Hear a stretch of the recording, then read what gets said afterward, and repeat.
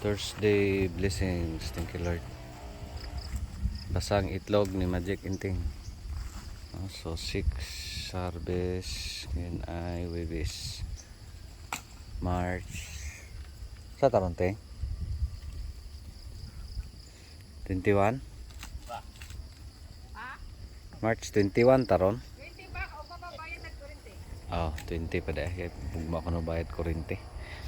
Thank you Lord sa blessings. Tapos ayan si Madam. Basang itlog ni Madam.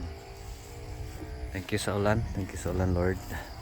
Thank you sa blessings, no? Tapos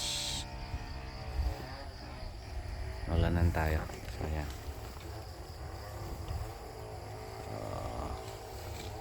Thank you Lord. Tapos gagawin ko ay manghagdaw. Manghagdaw baka may naiwang tapok. Ayun na. Kasi yung pag ano natin guys, pag tapok. Marumi kasi yung mulch. Kalapok, no? So ganito yung bad side sa ating tanim, no? So I mean yung area na problematic, daming barako, daming bading, no? So ito yung part 2. Yung part 1 is yung maganda na side.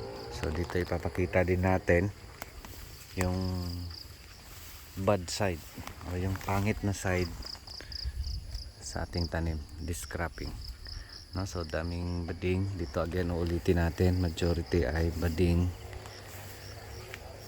majority ay barako, no? So ginawa natin ito, kinuna ng dahon, tapos di pa namin na top prune. Kailangan kasi dito sa barako yung management, dapat itong mga ganito ay itatop prune, no? So di pa, kasi dalawa lang yung partners natin. Ano lang, pinag-priority lang na natin yung inuuna natin yung pinaka-priority, no? So ginawa natin kasi kahapon ay nagdagdag ng mga banting, no? Dito sa gitna. Dami pang malaki, hindi dinala ni ex-girlfriend ko. Ito pwede na to, malaki na yan, no? Siya nag-harvest dito. Sige lang, manghag daw ako dyan later, no? So dito yung bad side, yung problematic na area. Kaya kinuna natin ng dahon, no?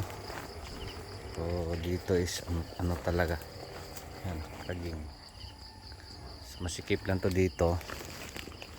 Ano to,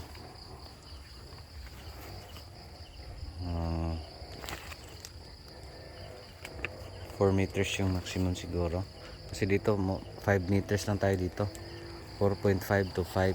So dito yung pinakamasikip. Ito kasi may ano sa gitna is medyo malawak,